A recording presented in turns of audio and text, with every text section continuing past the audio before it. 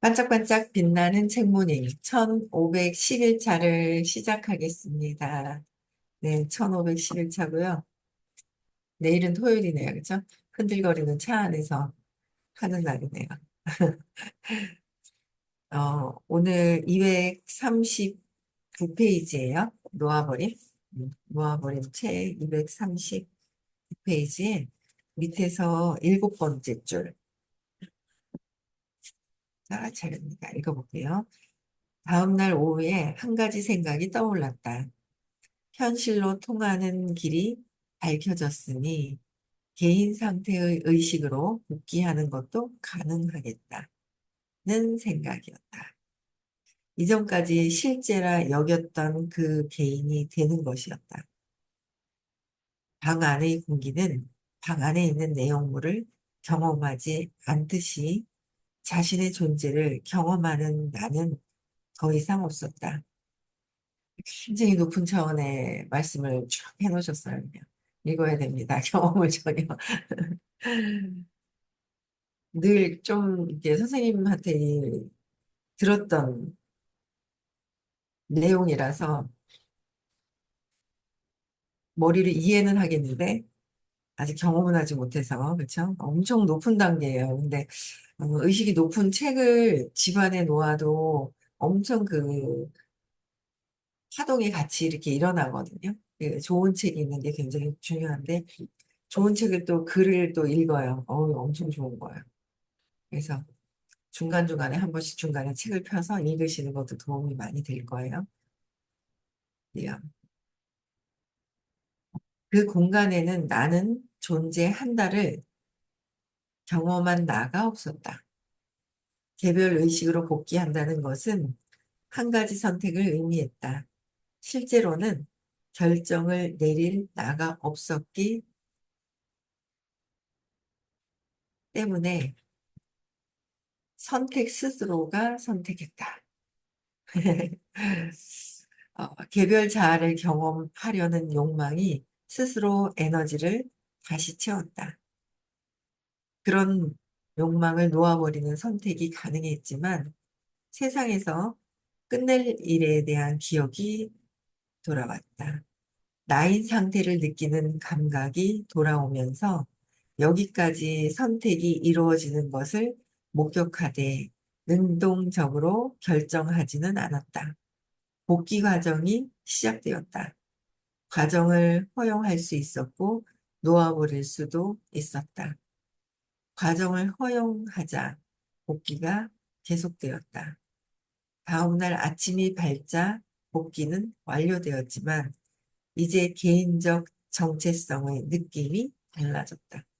완전히 의식이 빠져나와 계신 상태에서 이제 다시 이걸 보니까 이게 실체라고 믿었던 이게 네, 그냥 저거로 보이는 거죠. 말씀은 계속 들어서 이해는 갑니다. 그냥 읽어야 될 것 같아요. 설명할 수가 없어요. 네. 큰 나의 참모습이 드러났다. 큰 나의 참모습이 우리는 드러날 때까지. 그렇죠? 개인으로 다시 한번 삶을 경험하겠다고 선택한 것에 대해 책임을 받아들였지만 큰 나의 참모습이 드러났고 개인으로서의 다시 한번 삶을 경험하겠다고. 우리는 경험하면서 빠져나오지 못하잖아요. 그럼 계속 경험하러 개인의 삶을 경험하러 계속 와요. 또 오고 또 오고. 오는 게 좋은 것 같지만 사실 마음 자체가 고통이잖아요. 마음이 고통이에요, 고통. 그래서 마음을 가지고 오는 거죠. 그래서 우리는 그냥 뭐 책임을 받아들였지만 개별적 존재가 있다는 신념에 영향받지는 않았다. 그러니까 개별적인 존재가 있다는 신념에 영향받지는 않는다는 거예요. 빠져나갔다가 보고 이 의식으로 원래 빠져나가는 게 아니라 본체로 돼 있는 거죠. 마음에서, 그렇죠? 마음에 있던, 마음에서 본체로 갔다가 그 본체에서 이제 그 참나 자체에서 이 마음을 보는 거죠. 그래서 신념에 완전히 빠져나가서 높은 상태로 평화로운 상태의 어떤 경험들, 깨달음을 경험하고 나서는 이 신념에는 영향받지 않는다는 거예요. 근데 이 신념에 의해서 산단 말이에요. 믿음에 의해서 사는 거잖아요. 근데 내가 어떤 것을 믿느냐. 굉장히 어릴 때부터 그, 나도 모르게 믿음이 생기죠. 주입된 거로, 어떤 사건으로. 그래서 그 신념이 마음 안에서 생긴 이 신념 자체에서 벗어나야 되는데 우리는 이 계속 영향받아요.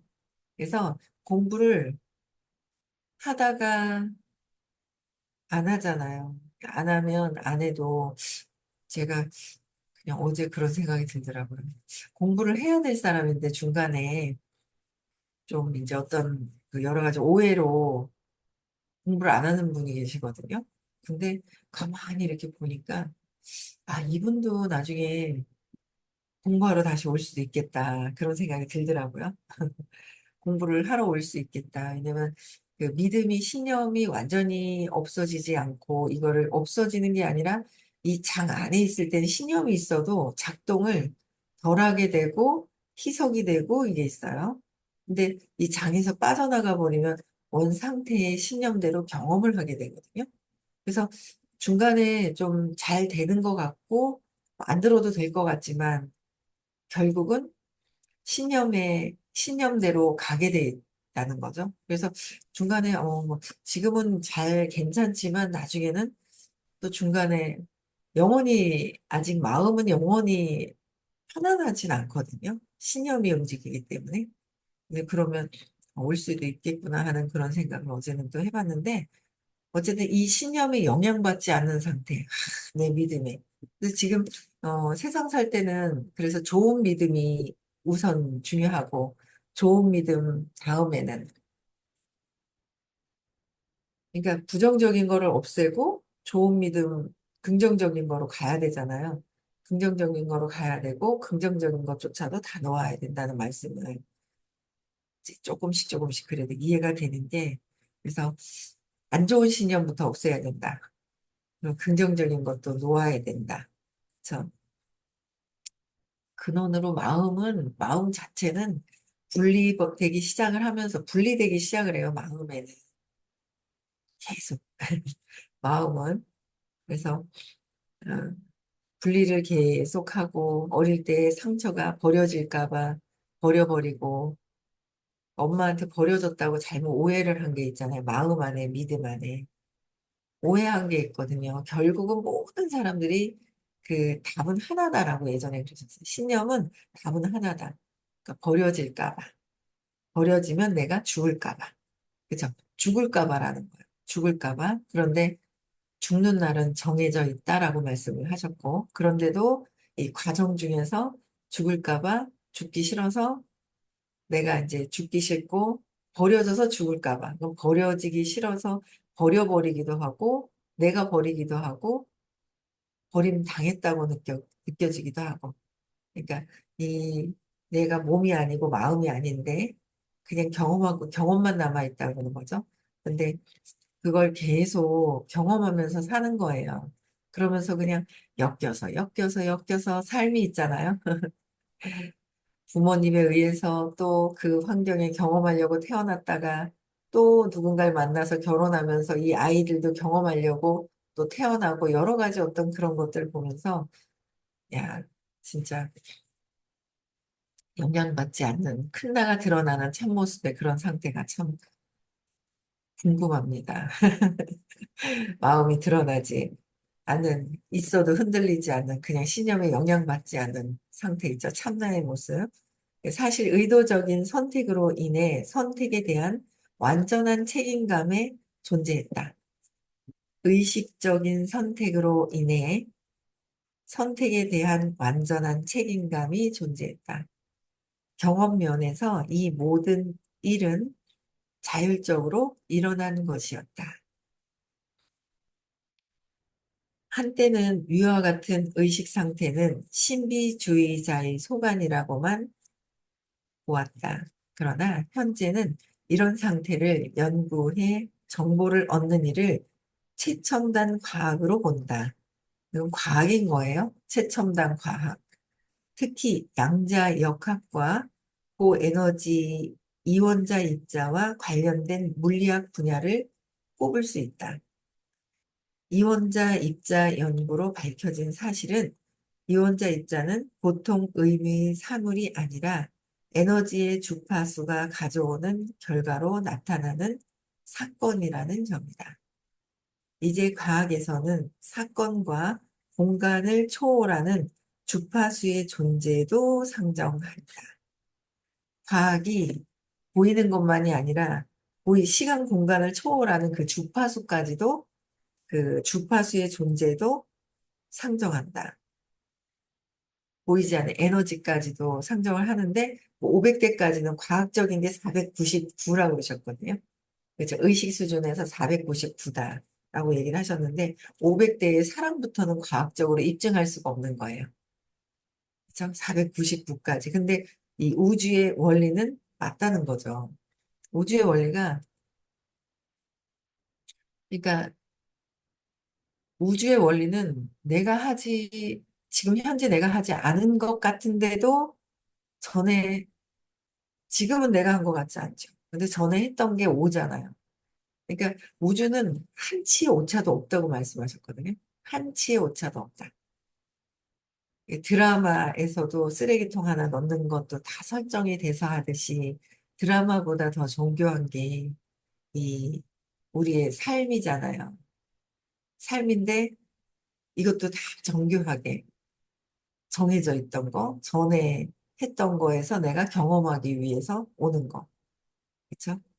그래서 그런 것들을 재밌는 것 같아요. 그래서 과학적인 원리에 의해서 과학적인 거예요. 그렇죠? 지금 하고 있는 거에 배신당한다고 느껴져. 그럼 뭐예요? 배신을 할 것이고, 그다음에 배신을 또 당할 것이고, 배신만 당했다고만 생각을 해. 그렇죠? 당했다고만 생각하는데 당한 것만 있는 게 아니라 하기도 한다는 거죠. 그래서 이게 내 마음속에 끝까지 가지 않고 이런 마음들 내가 버려졌다고 생각하면 버려지기 싫어서 버리거나 또 내가 버림당할까 봐 싫어하는 모든 이 신념에서 일어나는 것들 이게 그 재밌죠. 재밌더라고요. 공부하면서 이게 이렇게 돼서 이렇게 되는구나라는 거를 또 계속 보면서 근데 이제 주파수 보이지 않는 이 상황에 주파수의 존재도 이제 과학적으로도 상정을 한다는 거야. 499까지도. 그래서 의식은 과학이다. 의식은 우주의 원리를 배우는 과학인 거예요. 그래서 499까지라는 거. 그래서 또 볼게요. 실험실에서 수행된 수많은 연구에 의해 우리의 뇌가 주파수 패턴을 정교하게 수학적으로 분석해 지각한다는 사실이 입증되었다. 우리는 뇌가 주파수의 패턴을 정교하게 그 수학적으로 분석해서 자각한다는 사실도 입증이 되었고, 이런 연구의 결과로 나온 것이 이른바 홀로그램 패러다임으로 우주 만물은 인간의 마음을 포함한 다른 만물과 연결되어 있다는 내용이다. 홀로그램에서는 각 분야의 전체가 들어있다. 그 결과 개별적인 마음은 전 우주를 반영할 수 있다. 의식과 과학 간의 이 같은 관계가 분야 하나를 이루어 급속히 관심을 모으고 있다.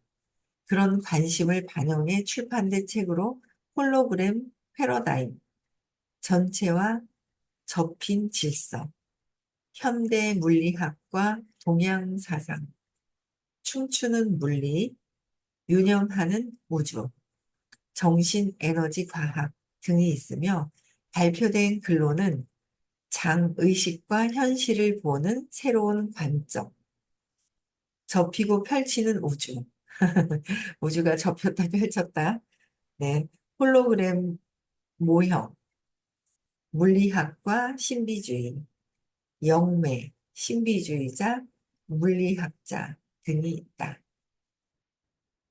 가장 중요한 연구 자료들로는 스탠포드 대학교의 신경과학자인 칼 브리 브람과 런던 대학교의 물리학자였던 데이비스 봄이 있다.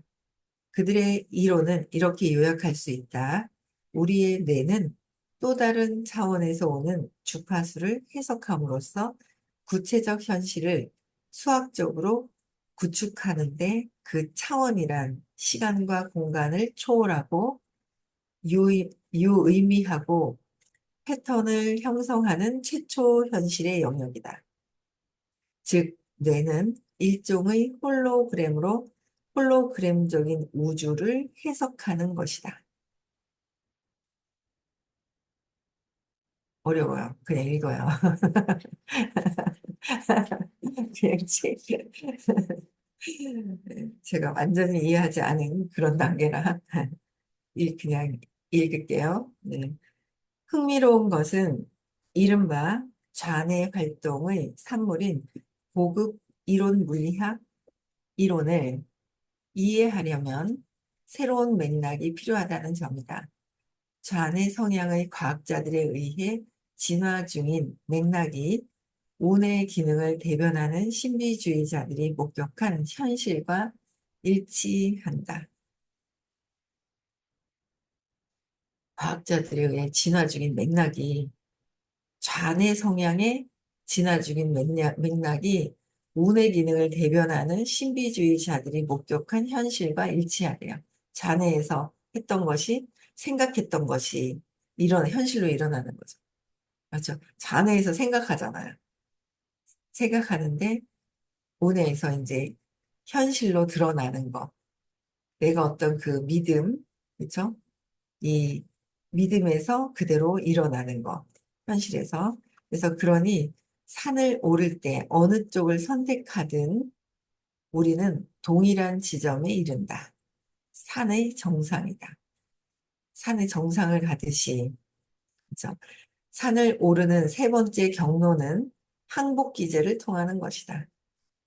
이래저래 찾아가는 것도 있지만 항복, 놓아버림 기제를 통한다. 정상으로 가려면 놓아버려야 된대요.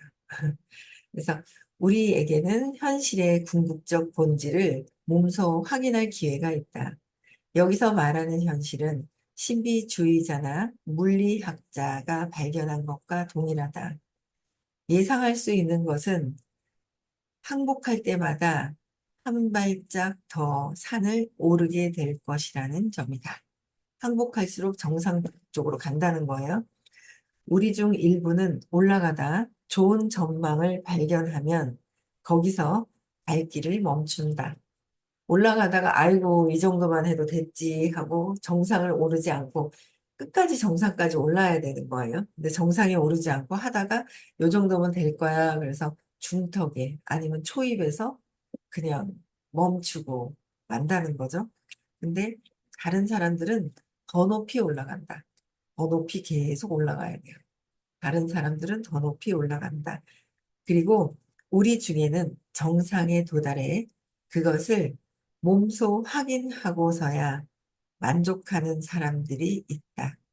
다만 그 지점에는 어떤 것을 확인할 개인은 존재하지 않는다.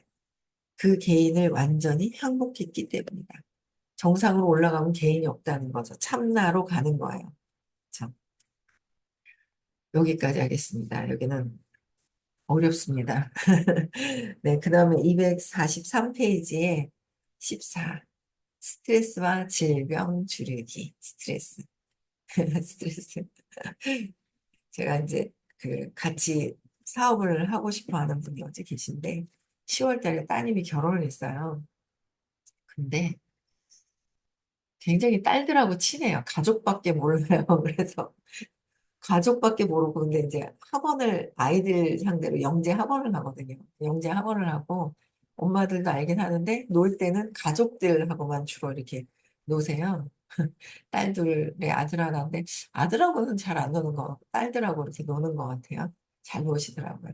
근데 어제 딸 결혼하고 중간에 한번 전화를 통화 한번 했고 그리고 또 이제 어제 어떻게 지내는지 하고 전화를 해봤는데 아이고, 몸도 상태가 별로 안 좋아지고. 그래서 무슨 스트레스를 받냐 제가 그랬거든요. 그랬더니 딸이 결혼하고 나서 신혼여행 벌써 갔다 왔죠? 이때 아이고 그럼 벌써 갔다 왔지. 10월 며칠 날 결혼했더라? 20 며칠 날 결혼했나? 벌써 이제 갔다 왔지 하면서 이러는데 오래간만에 재밌더라고요. 딸이 신혼여행 갔다 와서 집에 왔다가 그다음부터 잘 안 온대요. 또 맨날 엄마하고 놀다가 잘 안 온대요. 잘 안 오면 좋은 거잖아요. 남편하고 재밌다는 거잖아.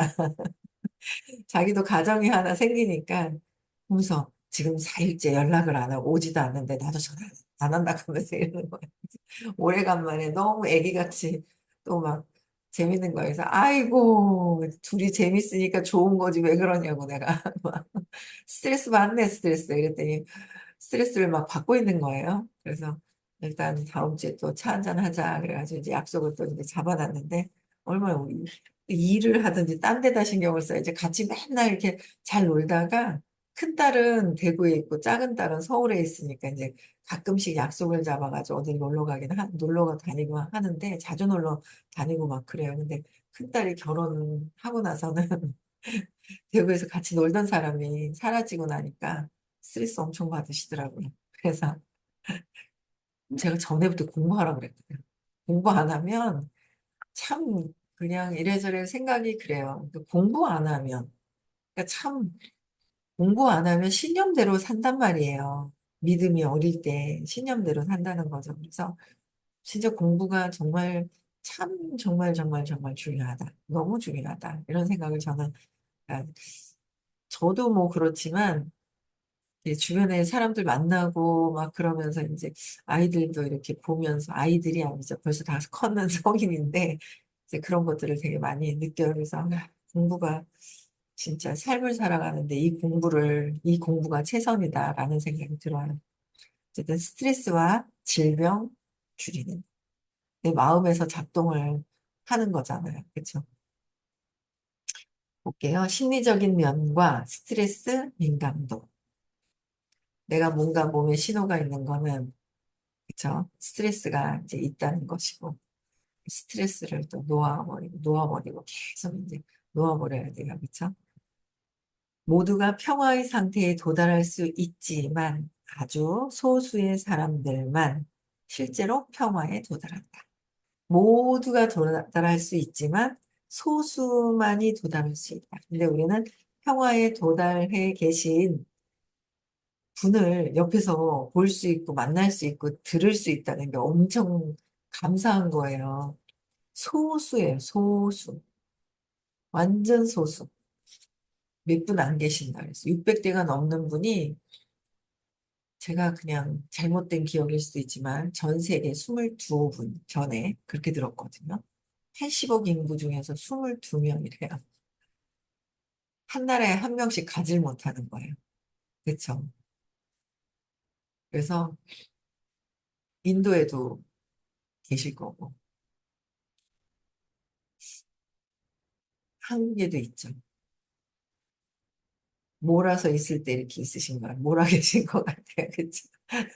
왜냐하면 선생님이 굉장히 높은 단계에서 계신데 선생님이 작년에 만나신 분이 계세요. 어울 선생님이라고 그분이 대화를 나누시는 이 의식의 층이 같다고 얘기를 들었거든요. 그래서 선생님 같은 분이 또 계시네.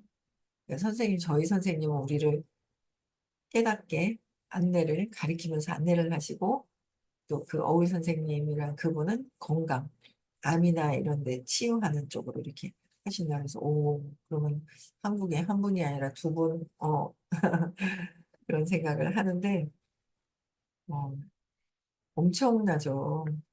저는 계속 느껴지는 게, 작년부터 떼돈 벌어 하셨던 것들. 들어보세요. 떼돈 벌어야죠. 그렇지 않아요?